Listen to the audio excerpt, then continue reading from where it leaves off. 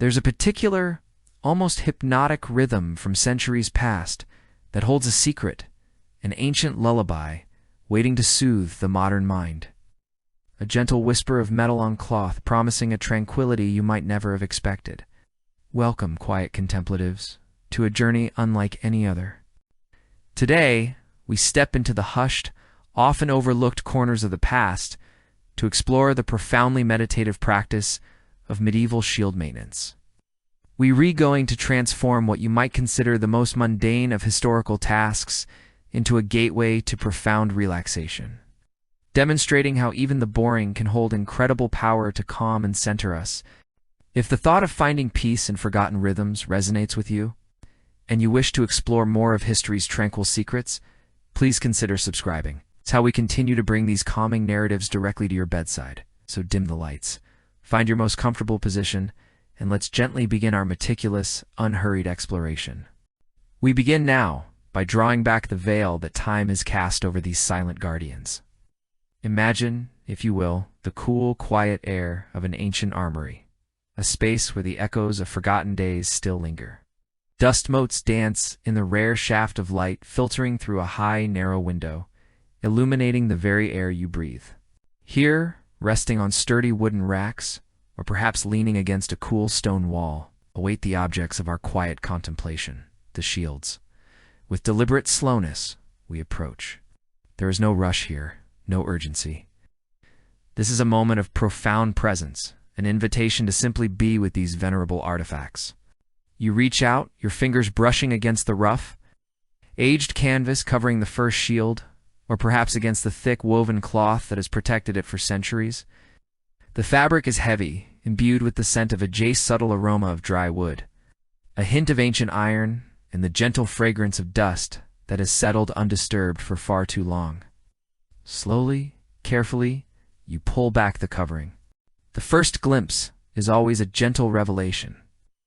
These are not the gleaming, pristine shields of a newly forged collection, nor are rather the battered, battle-scarred relics often depicted in dramatic tales. Instead, they are something far more nuanced, more deeply resonant. They are shields that bear the subtle patina of time, the quiet evidence of their long slumber. Some might be large, kite-shaped, designed to cover the greater part of a warrior's body, hinting at the vast open fields where knights on horseback once rode. Others might be smaller, round, perhaps slightly convex, suggesting the close quarters of a skirmish line or the nimble defense of a lone skirmisher. Then there are the heater shields, shaped like an inverted iron, emblematic of later chivalric eras, their contours elegant, their purpose singular. Each form tells a silent story, a whisper of its intended use, its place in a long-vanished world. As the last folds of cloth fall away, the shield fully reveals itself. The initial impression is often one of subdued beauty.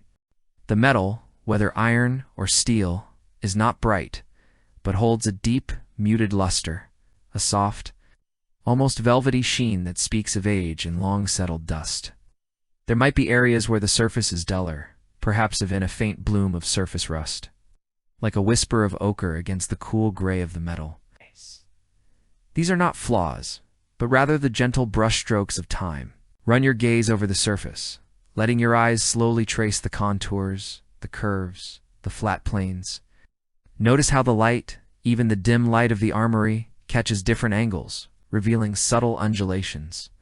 The faint ghost of a craftsman's hammer mark, or the slight imperfections born of ancient forging techniques. Now, let us draw closer still, to truly examine the face of this silent sentinel.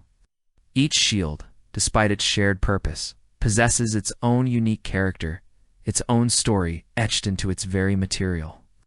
Consider the surface, for it is here that the deepest marks of time and experience reside. On shields crafted primarily of wood, perhaps covered with stretched leather or vellum, you will observe the grain of the timber, a natural tapestry of swirling lines and knots. Over the centuries, this wood might have absorbed moisture, then dried, causing minute cracks, almost like the fine lines on an ancient map. The leather, if present, would have hardened and tightened with age, its once supple surface now firm, perhaps even brittle in places. You might trace the faint patterns, where its original color or design. Perhaps a painted heraldic device has faded into a ghostly impression, a mere memory of its former vibrancy. Subtle texture of the vellum, almost like thick, dried parchment, would feel smooth yet dry under an imaginary touch, revealing the minute irregularities of the hide it once was. For shields primarily constructed of metal, the examination takes on a different quality. The steel or iron, though dulled, holds a certain gravitas. Run your gaze over its expanse. You might discern areas where layers of protective coatings, long since eroded by time, have left behind a subtle unevenness, a phantom impression of an earlier finish. There could be minute pitting, tiny craters on the surface, each one a testament to countless cycles of expansion and contraction of moisture and dryness. Yet even these imperfections contribute to its unique abode. They are not signs of damage, but rather an intricate texture, subtle topography that invites the eye to linger, to explore every minute detail. There might be a faint, almost imperceptible discoloration in one spot, a hint of where a fingerons rested, perhaps for a moment, after a long journey or a tiring day. This is the shield's unique fingerprint, its silent record of existence. Shift your focus to the structural elements that define the shield and enable its purpose. At its very heart, many shields, particularly those of earlier eras, feature a central bossa raised, often hemispherical dome of metal, designed to deflect blows and protect the hand that gripped the shield from behind. Notice its shape. Is it perfectly round or slightly ovular? Does it rise abruptly from the shield's face, or does it blend more smoothly into the surrounding surface? Look closely at how it is attached, often by rivets that pass through the shield itself. Stessa rivets, too, bear the marks of time. Their heads might be slightly flattened, their edges softened by centuries of subtle friction and atmospheric changes. The metal of the boss often seems to possess a different character from the rest of the shield's face. Perhaps slightly thicker, more robust, a silent declaration of its critical role. Then, consider the edges of the shield. This is a part that saw constant contact, constant friction. Many shields would have been bound with a rim of metal, perhaps ceran or even bronze, to provide extra rigidity and protect the main body of the shield from splintering or deforming. Trace this edge with your mind's eye. Is it still tightly fastened, or has it pulled away slightly in places, revealing the join beneath? Has it been worn smooth in certain sections, perhaps from countless instances of leaning against a wall or being brushed against armor? For wooden shields without metal binding, the very edge of the wood itself would be telling. You might see evidence of splintering, or areas where the wood has been worn down, creating a softer, more rounded profile. Each slight indentation, each minute abrasion along the rim, is a quiet echo of past movements, of silent encounters with the world. As you allow your gaze to drift from one detail to another, from the subtle textures of the surface, to the robust solidity of the boss, to the worn integrity of the edges, you begin to perceive the shield, not merely as an object, but as a silent repository of history. Each scratch, each faded mark, each slight imperfection is a testament to the passage of time, to the quiet resilience of materials, and to the human hands that once held and shaped these pieces. There is a profound tranquility in this observation. In allowing your mind to simply absorb the details without judgment or haste, it is a slow, unhurried act of reconnaissance, preparing your senses for the gentle work yet to come. This initial unveiling, this patient examination, is not about finding fault, but about forming a deep, quiet connection with the shield, honoring its age, and understanding its unique narrative before we begin the tender. A restorative process of bringing forth its hidden gleam. We're merely listening to its story, preparing ourselves to continue its quiet journey. We are merely listening to its story, preparing ourselves to continue its quiet journey. And now, with the preliminary visual survey complete, with our eyes having gently traced the contours and absorbed the silent narratives etched upon the surface of the shield, we arrive at the first true physical interaction. It is a moment that feels both delicate and profoundly important, for it marks the beginning of the shield's gentle return from the obscuring layers of time. We speak now of the first touch, dust and debris. Imagine the accumulated dust, not merely as common household grime, but as a fine, particulate veil woven by centuries. This isn't the dust of a single week or month. It is a tapestry of countless seasons, of settled air, of forgotten attics and silent armories. It might be a whisper of the very air that circulated through ancient halls, the fine particles of a forgotten fire, the minuscule remnants of textiles or organic matter that have long since crumbled away. Often you might find a delicate filigree of ancient cobwebs clinging like fragile, silvered lace to the rougher textures are nestled in the sheltered hollows of the shield's design. Perhaps there are even faint, almost imperceptible smudges, the lingering ghost prints of hands that once gripped the shield, leaving behind a subtle residue from long-vanished days. Each speck, each microscopic fragment, is a tiny fragment of time, a quiet testament to the shield's long slumber. Our task is not to erase these stories entirely, but to gently lift the veil of forgetfulness, to reveal the history beneath without disturbing its intrinsic character. To approach this task, we must first choose our instruments with utmost care. This is not a job for harsh chemicals or abrasive cloths.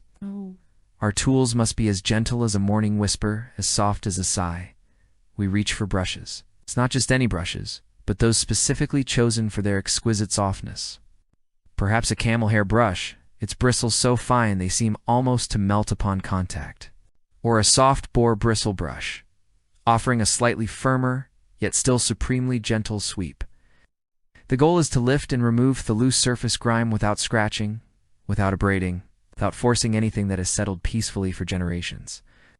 Alongside these brushes, we prepare lint-free cloths, soft, clean cotton or microfiber, carefully chosen so they leave no tiny fibers behind. For we wish to remove, not add, to the shield's delicate surface.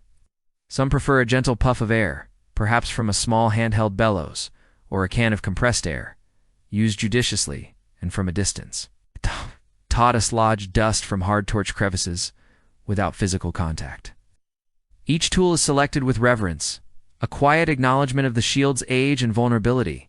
Now, with our chosen instruments laid out, we begin. Imagine lifting softest brush, holding it lightly, almost as if it were a feather. Our breath is calm, our movement slow, deliberate. The very first touch is barely a touch at all, a whisper-like contact of the bristles against the shield's surface.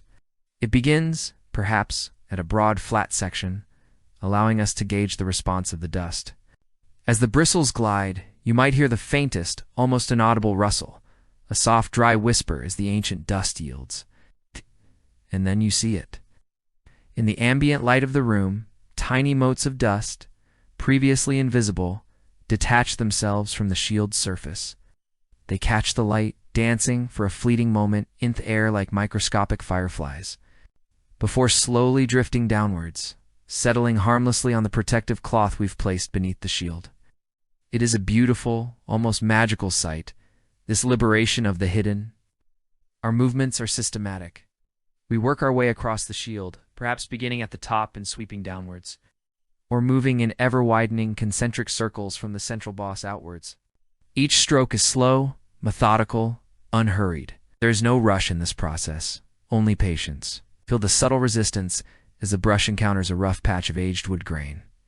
Then the effortless glide over a smoother, perhaps painted section. On areas of metal, like the shield boss or its binding, the bristles might produce a slightly different, more resonant whisper. A faint dry sound as they trace the contours of the pitted or polished metal.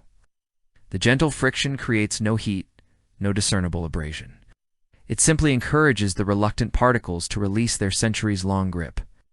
As you continue, you begin to see a subtle, yet profound change. The dull, opaque film of dust gradually dissipates, revealing more of the shield's true underlying surface. The faint outlines of what might have been painted icings, or the deeper tones of aged, would begin to emerge, like a landscape slowly clearing as the morning mist lifts. It is a quiet, deeply satisfying process, this initial unveiling. Sometimes brushing alone isn't quite enough. Some debris, perhaps a little more stubborn or slightly adhering to the surface, requires a different approach. For these instances, we turn to our lint-free cloths.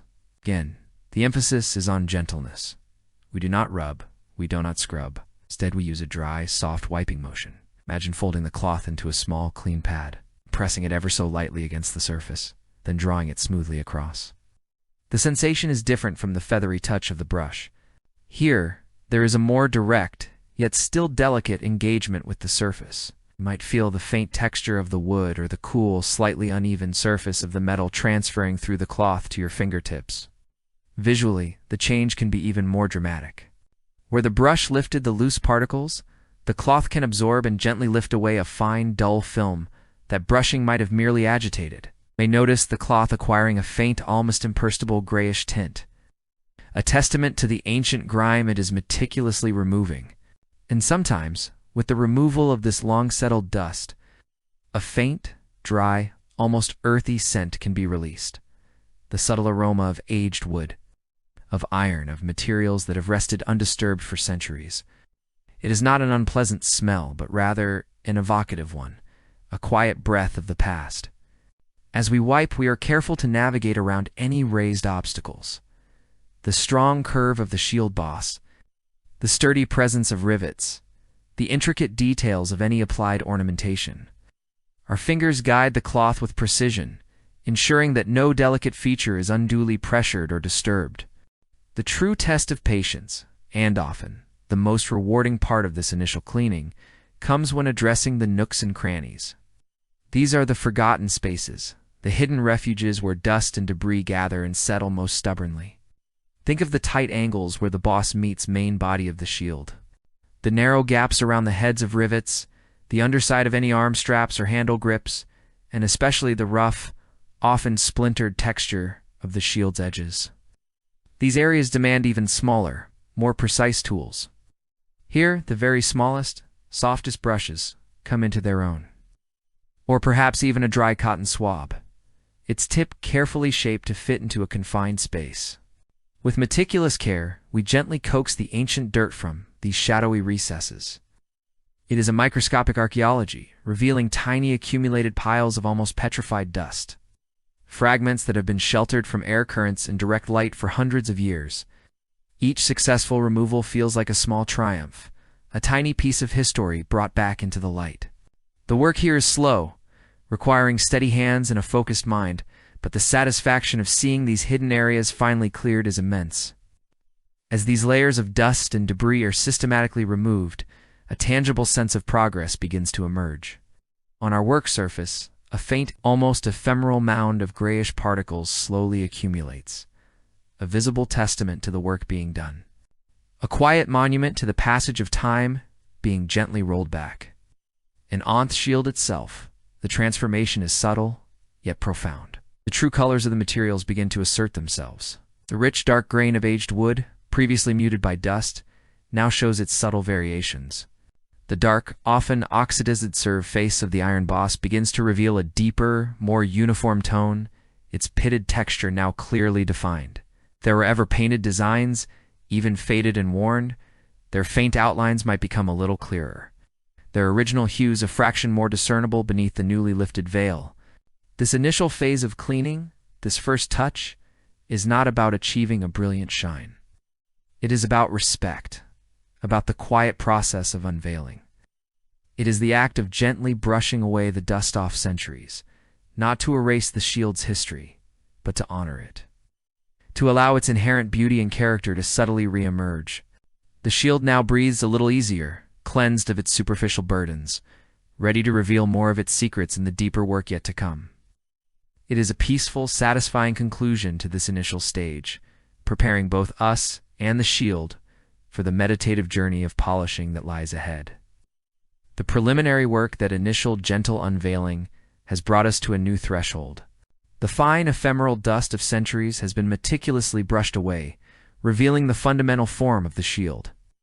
It breathes a little easier now, no longer burdened by its superficial shroud. But beneath that first layer, deeper secrets, and indeed deeper imperfections, still lie. This is where our journey truly begins to delve into the subtle art of transformation. This next phase is what we might call the slow grind. Not a grind of harsh abrasion, but a methodical, patient refinement.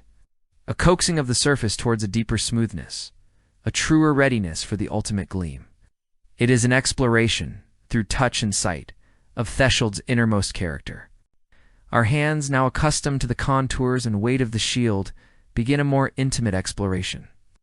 We trace the sweep of its curve, Feel the subtle undulations of the wood, the proud dome of the boss, the gentle roll of the rim.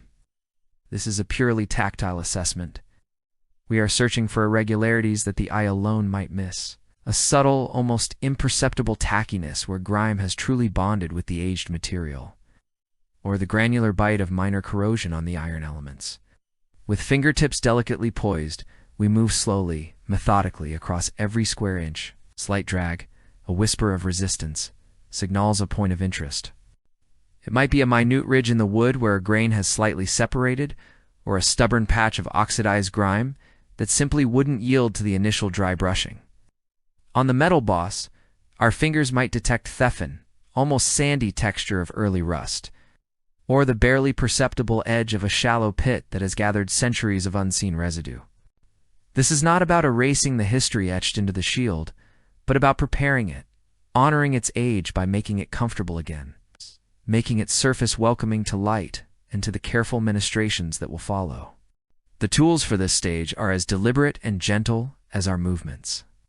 We step away from the soft brushes and into the realm of very fine abrasives, but only in the most nuanced sense. Imagine a piece of ancient, tightly woven linen, perhaps, or specially prepared fine-grade leather cloth, sometimes imbued with the slightest trace of a natural, non-abrasive oil. Just enough to help lift ingrained impurities without scratching. For the wooden surfaces, we might use the finest grained abrading papers, so gentle they feel almost like velvet to the touch. Or even a piece of dried, smoothed horsetail, a natural abrasive historically used for polishing wood.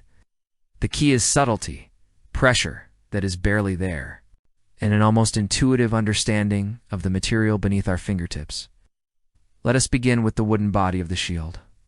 After centuries, the wood grain can become raised in places where tiny splinters, unseen to the casual glance, might present themselves. Our task is to gently, slowly persuade these imperfections back into harmony with the surrounding surface. With the softest abrasive, perhaps a piece of fine, aged felt, or a very high-grit sanding cloth, we begin to work. The motion is slow, circular, almost meditative. We are not sanding away layers of wood, we are easing the surface into a more uniform state.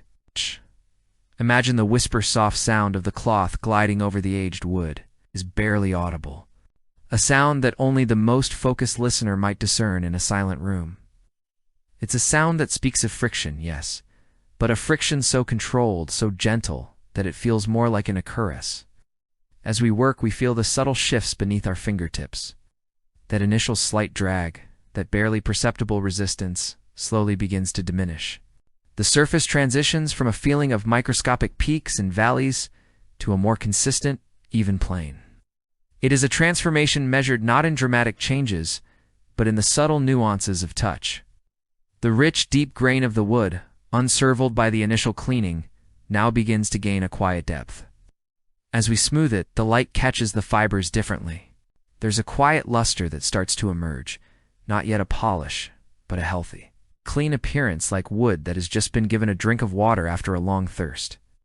We are sealing the small, open pores, consolidating the fibers, making the surface less prone to future dust accumulation and preparing it to truly absorb the eventual polishing agents. The process demands extreme patience. We work in small sections, perhaps only a few square inches at a time, moving the cloth or abrasive in gentle, overlapping circles. We might lift our hand, run a bare fingertip over the freshly worked area, and then compare it to the unworked adjacent section. The difference, though subtle, is unmistakable and feels slightly rough, almost thirsty. The other, smoother, more yielding, more satisfied. This moment of comparison, of feeling the tangible result of our slow efforts, is deeply rewarding. It reinforces the meditative rhythm of the work, drawing us deeper into the present moment, into the quiet conversation between our hands and the ancient object. Then our attention turns to the emetal elements, the iron boss at the center, perhaps an iron rim or small decorative studs. These often present a different kind of challenge. Centuries of exposure to air and moisture will have left their mark, manifesting as a dull oxidation, perhaps of small, stubborn patches of rust. Here, our approach must be even more delicate. We are not seeking to strip away the patina of age, but to gently remove the loose, active corrosion and bring a greater uniformity to the surface. For that middle, we might employ an even finer abrasive, perhaps a very fine grade of steel wool, so fine it feels like spun silk, or a specialized metal polishing cloth designed for conservation. Again, the pressure is incredibly light. We apply only the barest whisper of force, allowing the gentle friction and the nature of the abrasive to do the work. The motion remains slow, circular, methodical. As we work on the iron boss, for instance, we might notice a faint, almost metallic whisper, a soft, dry hiss as the fine abrasive begins to lift away the most superficial layer of oxidation. The dark, somewhat uneven surface of the iron begins to subtly shift. What was once a mottled, dull black might begin to show a deeper, more consistent grayish black, or even hints of the underlying dark steel. If there are small pits from past corrosion, we work gently around them, lifting the accumulated grime from their depths, rather than trying to erase them entirely. These pits are part of the shield's story, its endured history, and we respect that. Our aim is to make them clean and visually integrated, not to obliterate them. The visual change on the metal is often less dramatic than on the wood, but it is no less significant. The way light plays across the surface begins to change. Before, the light might have been absorbed, swallowed by the dullness of the oxidized surface. Now, as the surface becomes smoother and more consistent, the light begins to reflect, to dance across the metal, revealing its inherent texture and form with greater clarity. It is like looking at a still pond that was once rippled by wind, now settled and calm, reflecting the sky with a clearer image. This slow grind is a cumulative process. Each tiny circular stroke, each deliberate pass of the cloth, contributes to an overall improvement that individually might seem imperceptible, but taken together, over many minutes, over hours, they build a remarkable transformation. Imagine the countless microscopic particles of grime, of nascent corrosion, of raised wood fibers being gently coaxed away, one by one. It is an act of meticulous demolition, making way for reconstruction. Throughout this process, the atmosphere remains one of profound quietude. The only sounds are the almost imperceptible whispers of the tools, the gentle shifting of our own weight, the quiet inhale and exhale of breath. The mind, too, settles into this rhythm. Distractions recede. The outside world fades away. There is only the shield, the hands, and the intricate dance of refinement. It becomes a form of meditation, a focused absorption in the immediate task, where the small victories, the feeling of a newly smooth patch. The clearer appearance of the material provide a quiet sense of satisfaction. The shield, under these patient ministrations, begins to feel different in our hands, feels less like an ancient, forgotten artifact, and more like an object that is slowly, quietly waking up. It sheds its deeply ingrained burdens, preparing its very skin for the next stage of its journey. It is becoming smoother, more uniform, more receptive. It is not yet shining, not yet gleaming with its ultimate luster. But it possesses a new, deeper cleanliness, a subtle sheen that speaks of careful work and respectful attention. The surface is now fundamentally changed, primed and ready for the truly hypnotic movements of the final polishing, where the light will finally find its true reflection. Our shield now rests, its surface fundamentally transformed. It's no longer burdened by the accumulated dust of ages, no longer marred by the deeper imperfections that once veiled its true character. It holds a quiet dignity. The slow grind has done its work, leaving behind a foundation of meticulous cleanliness and subtle, almost imperceptible smoothness. It feels different beneath our fingers, a muted, clean texture, no longer rough or hesitant, but receptive. It is like a canvas expertly prepared, awaiting the final delicate strokes that will bring it to life, ready to embrace the light. And now we arrive at the heart of this patient craft, the polishing strokes. This is where the subtle sheen, the nascent gleam, begins its truly hypnotic journey into a full, reflective luster. It is an alchemy not of fire and hammer, but of gentle friction and quiet revelation. For this ultimate stage, we select a cloth of exceptional fineness, perhaps a soft, tightly woven linen, or a supple piece of chamois leather. chosen for its ability to caress the surface without leaving the slightest trace of its passage. These are not abrasive tools, but instruments of refinement, designed to coax forth the inherent brilliance of the materials beneath, sometimes a minute amount of a very fine polishing agent. Perhaps a powdered clay or a trace of natural oil might be introduced, just enough to aid the cloth in its delicate work, to fill the very last microscopic valleys and crests of the surface, allowing it to become truly uniform. But often the cloth alone, with the slightest hint of moisture, or simply its own gentle pressure, is enough to initiate this dance of light. We'll key up the shield once more, positioning it comfortably, allowing its weight to settle into our hands, a familiar presence now. The chosen cloth is folded meticulously, creating a soft, unblemished pad, free of any creases or edges that might mar the surface we are about to address.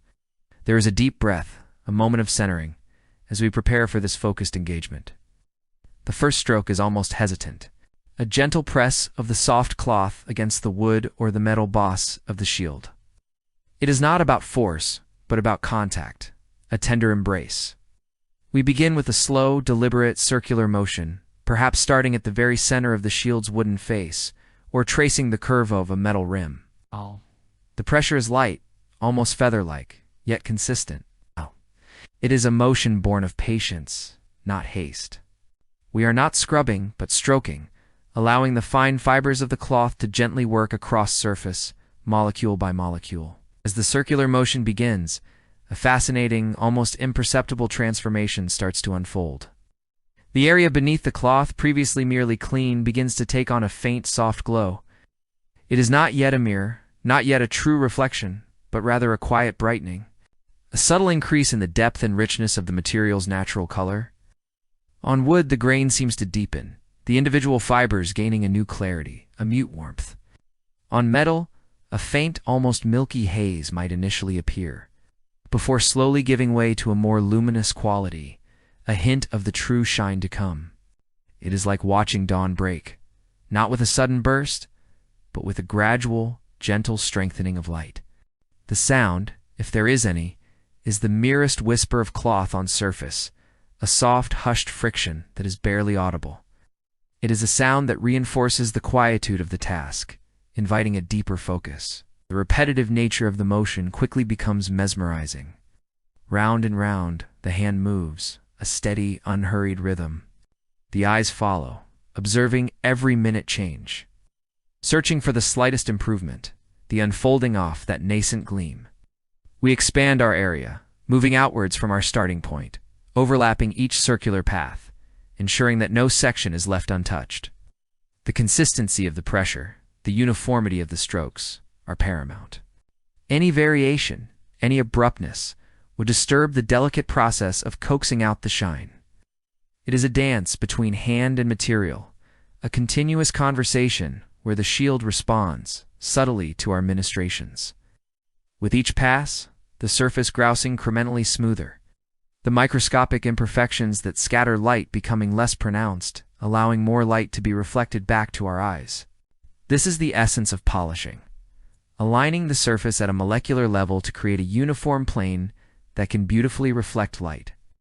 As we continue, the hypnotic sheen truly begins to manifest.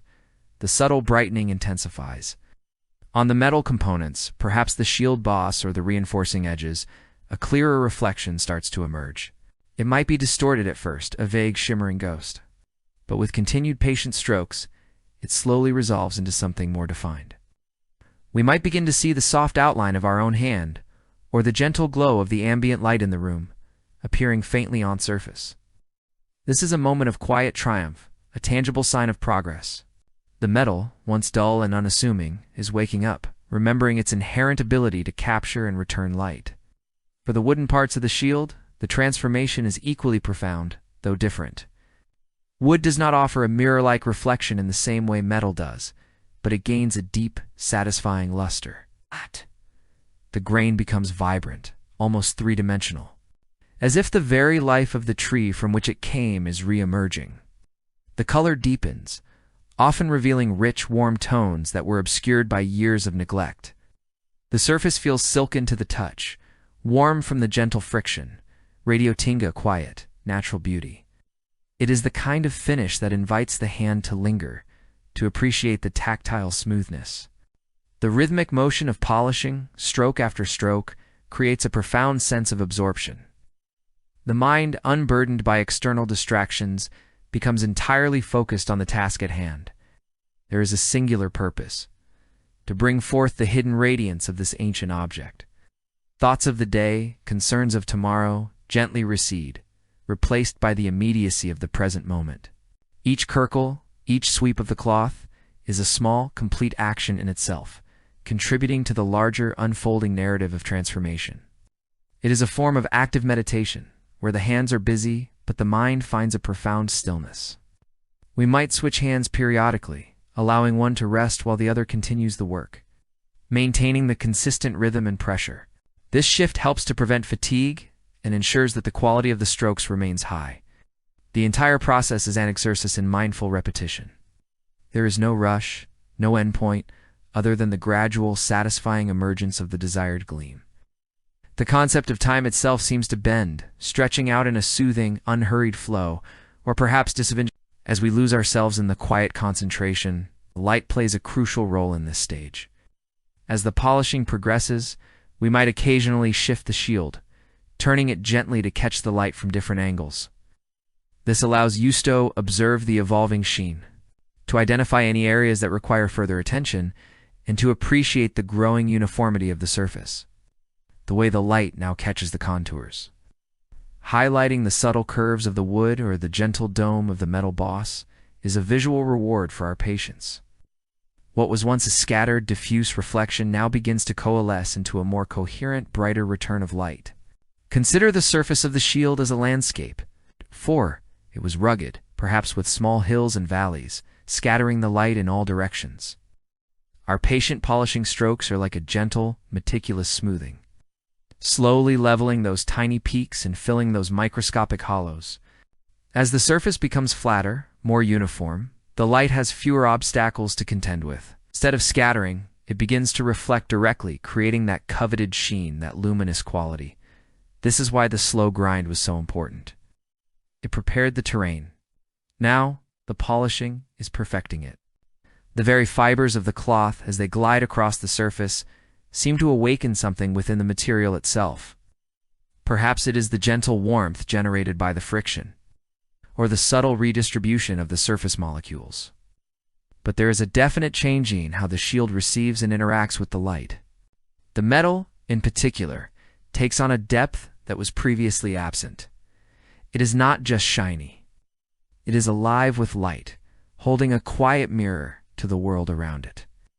The subtle patterns of the metal, the faint lines from its creation, might become more visible, almost whispering their ancient story through the newly revealed luster. This isn't merely about achieving a superficial shine. The polished surface is also a protected source. As the metal becomes smoother and more uniform, there are fewer microscopic imperfections, where moisture or corrosive elements can settle and begin their destructive work. The act of polishing, therefore, is also an act of preservation, ensuring the longevity of the object. It creates a barrier, a gentle seal, protecting the hard-won cleanliness beneath. We continue our rhythmic motions, feeling the subtle resistance of the cloth against the material, a gentle dialogue of pressure and release. The plut of the cloth warms slightly in our hand, transferring that warmth to the shield. This is a sensory connection, a tangible link to the object we are tending. The air around us remains still, undisturbed, save for the soft exhalation off our own breath. In this space of quiet industry, the world outside falls away. There is only the shield, the polishing cloth, and the steady unfolding transformation. The shield itself seems to respond, becoming more vibrant, more present. It feels less like a relic of the past and more like an active participant in the present moment, subtly vibrating with the energy of our focused attention. The layers of time, the grime and dullness that had settled upon it, are not merely removed. They are replaced by a luminous clarity. The shield is being reborn, slowly, gracefully, under the gentle yet persistent pressure of our hands. The visual feedback becomes increasingly pronounced. The reflections grow sharper, the gleam more profound. catching the light from a window or an overhead lamp, marveling at the unbroken expanse of its newly gleaming surface. The wood, now deeply lustrous, seems to invite touch, its texture fine to a velvety smoothness. The metal, now a quiet mirror, draws the eye, capturing and reflecting the subtle nuances of its surroundings. It is a testament to the power of patient, deliberate work, to the profound beauty that can be coaxed from seemingly inert materials through focused attention. This stage of polishing is not about speed. It is about thoroughness and consistency. Each square inch of the surface receives the same devoted attention, the same gentle, circular strokes.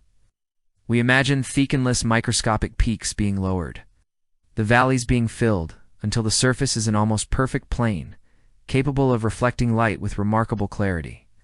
This is the difference between simply clean and truly polished. A clean surface is free of dirt. A polished surface is transformed at its very skin, capable of reflecting the world with a quiet brilliance. As the polishing approaches its zenith, there is a moment where the gleam seems to solidify, to reach a plateau of luminosity. The soft, luminous haze has dissipated entirely, replaced by a clear, undeniable shine. On the metal, we can see crisp reflections, perhaps even our own quiet gaze return to us. A silent acknowledgement of the work accomplished. On the wood, the depth of color and thericness of the grain are fully realized, presenting a surface that speaks of warmth and enduring strength. The air itself feels stiller, perhaps even cooler, around the now gleaming shield. The energy of our focus has imbued the space with a sense of serene accomplishment.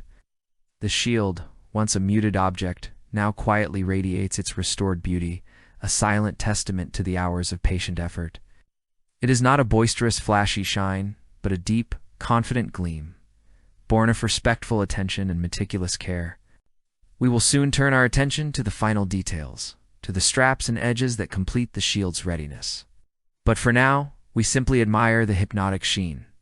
The way the light dances sacris, its newly transformed surface, a quiet, luminous beacon in the stillness of the room. The shield is nearly ready, its main body now a testament to the profound power of slow, deliberate polishing. Our gaze, having lingered upon the luminous expanse of the shield's main face, now drifts, drawn by the quiet pull of smaller, yet equally vital components. The journey of restoration does not end with the grand sweep of a polished surface. Indeed, true completeness lies in the meticulous attention to every nuance, every detail that contributes to the shield's form and function. We turn now to the straps, the very conduits by which the shield becomes an extension of its wielder, Anto, the edges, the boundary lines that define its resilience. These elements, often overlooked in their humble utility, hold their own stories of wear and endurance, awaiting the gentle touch that will awaken their dormant potential. First, let us consider straps.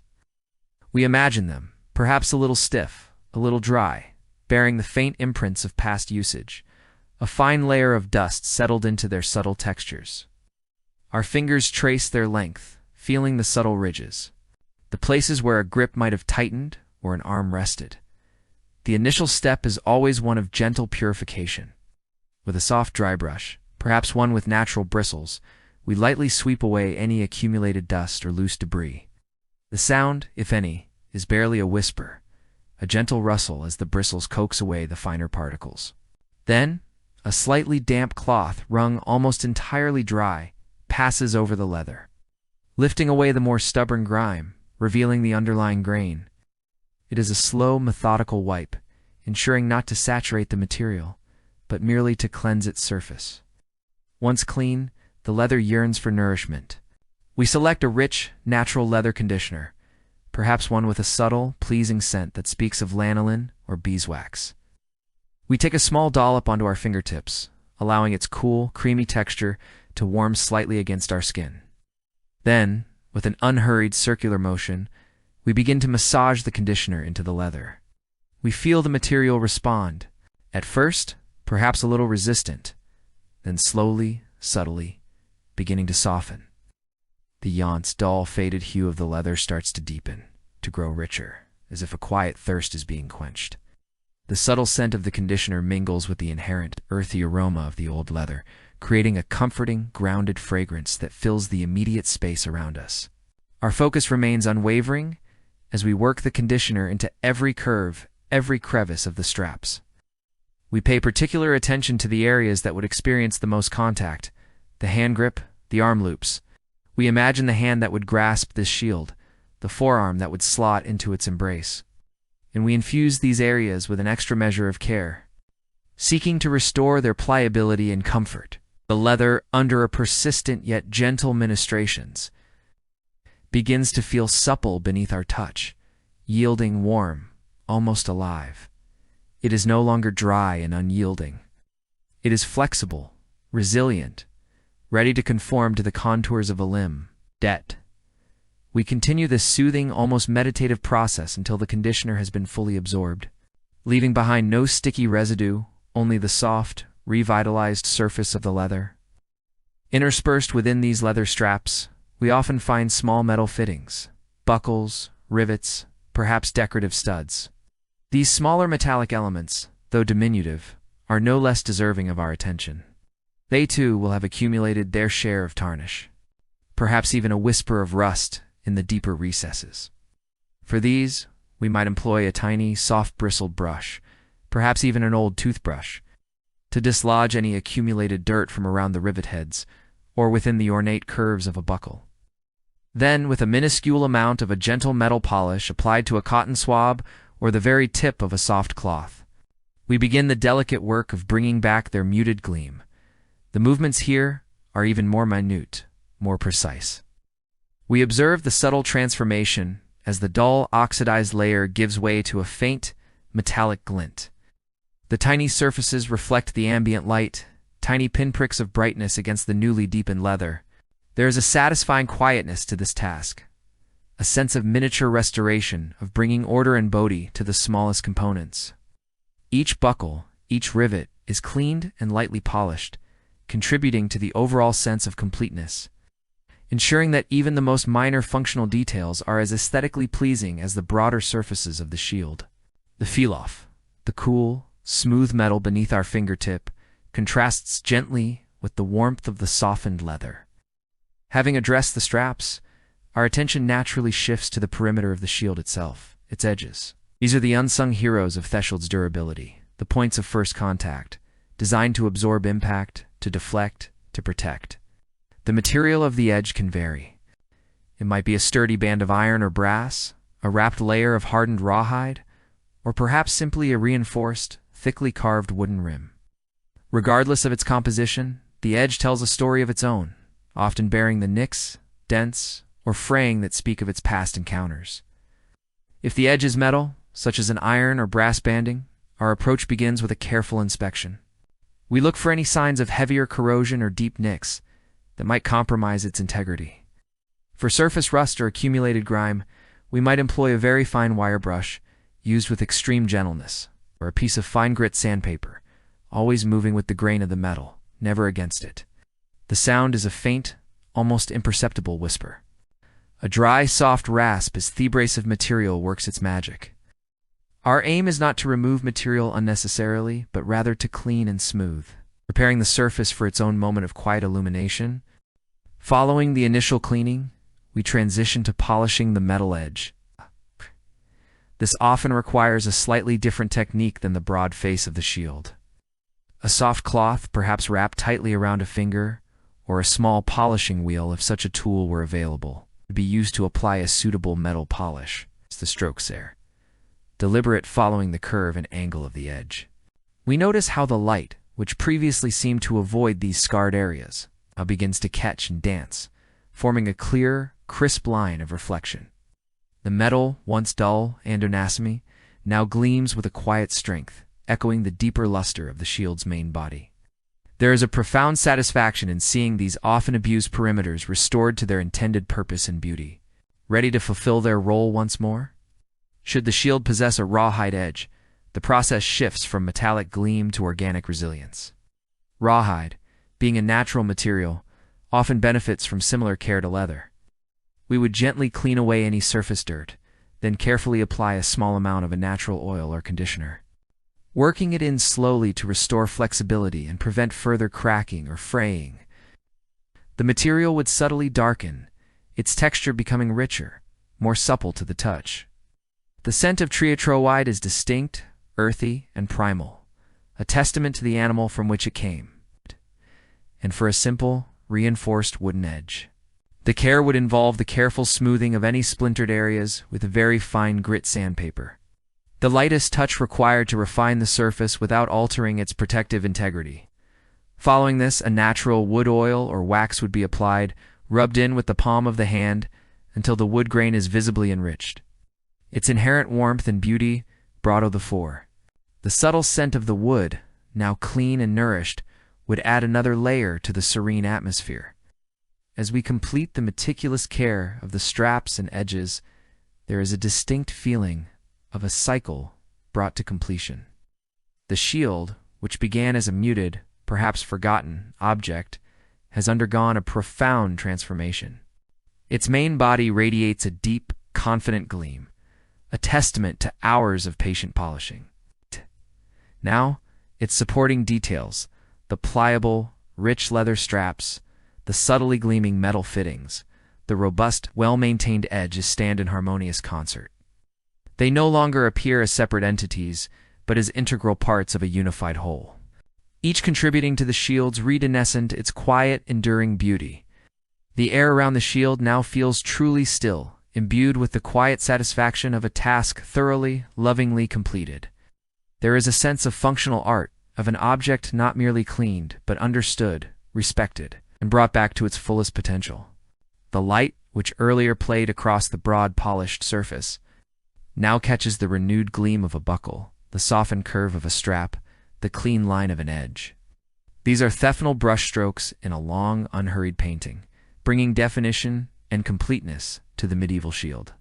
It rests now, poised, gleaming from every aspect. It's a silent sentinel, fully prepared, its story of patient restoration brought to a quiet, luminous close.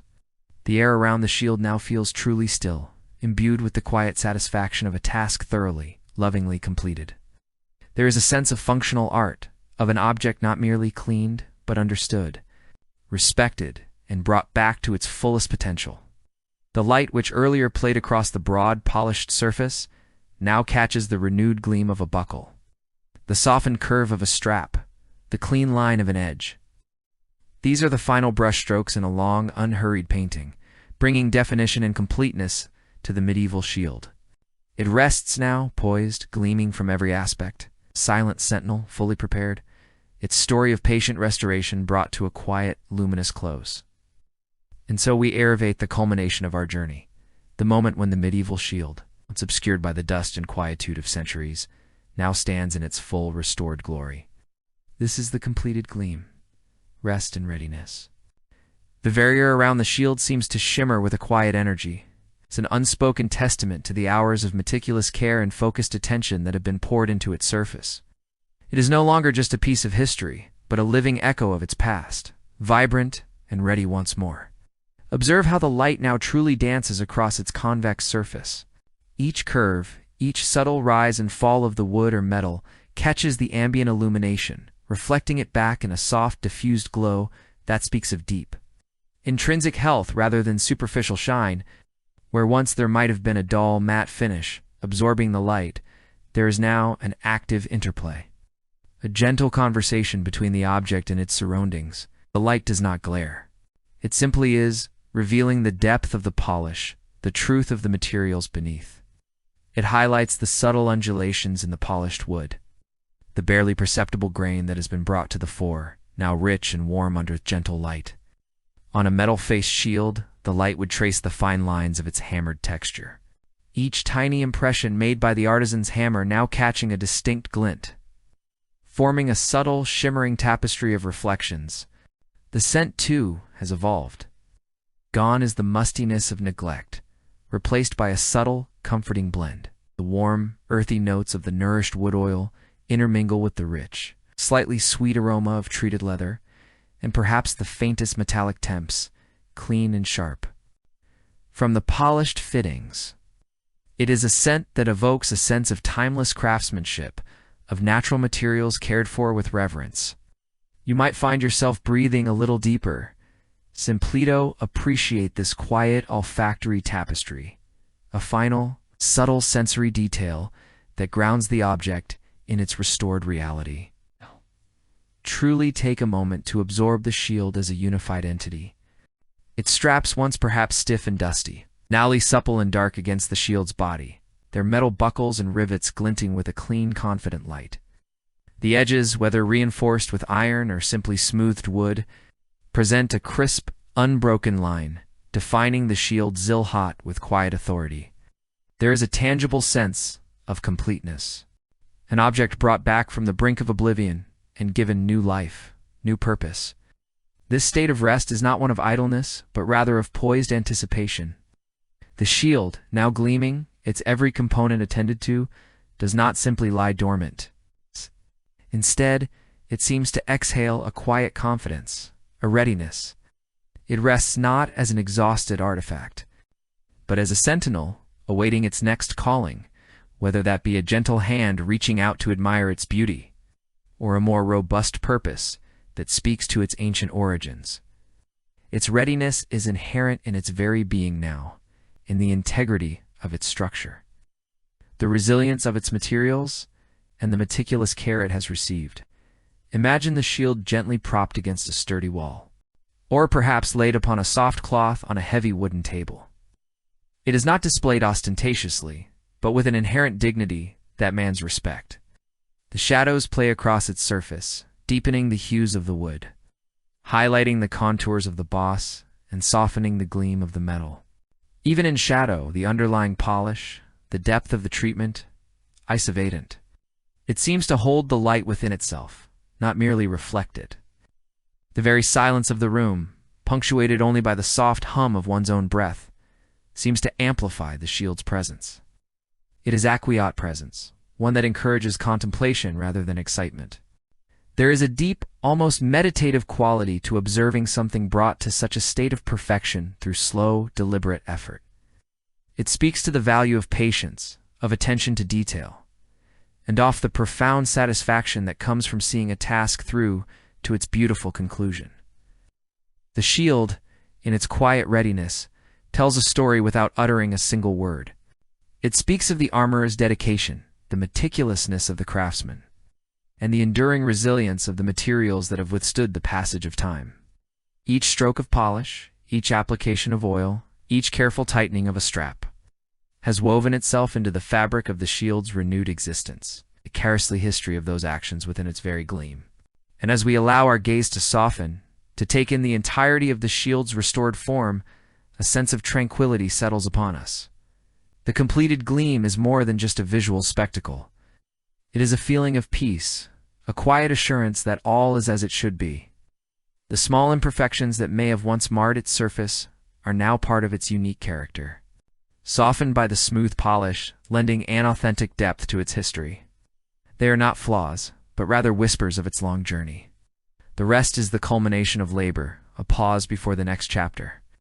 It is the moment when the object, now fully prepared, can simply be. And in this state of quiet being, it emanates an almost palpable sense of serene power. It does not demand attention. It simply commands it through its inherent beauty and the quiet confidence of its renewed state. This medieval shield, once a silent relic, now stands as a testament to the enduring power of gentle, focused work, waiting quietly, brilliantly for its story to continue. Its readiness is a quiet promise, a comforting presence in the stillness. Its readiness is a quiet promise, a comforting presence in the stillness. It is in this quiet confidence, this serene power, that the shield finds its truest rest. The painstaking hours, the methodical motions of the armorer's hands, worn, yet ever so gentle, have not merely restored an object. They have woven a tapestry of stillness, a testament to the beauty found in diligent, unhurried work. The faint scent of linseed oil, the cool touch of its polished surface, the subtle interplay of light on its curves. These are the silent melodies of its renewed existence, a lullaby for the senses. As we leave it now, poised in the soft light, perhaps in a quiet corner of a forgotten armory, its silent narrative continues. a gentle hum of history echoing softly into the quietude, inviting your own mind to drift gently, peacefully, into the embrace of stillness and calm. Thank you for joining us on this tranquil journey through the quiet art of medieval craftsmanship. If you found a moment of peace and calm here, consider subscribing to Delight Show for more stories designed to soothe and relax. And remember, there's always another tale waiting to be uncovered. Another quiet moment to be found, right here on our channel. Till next time, may your mind find gentle rest.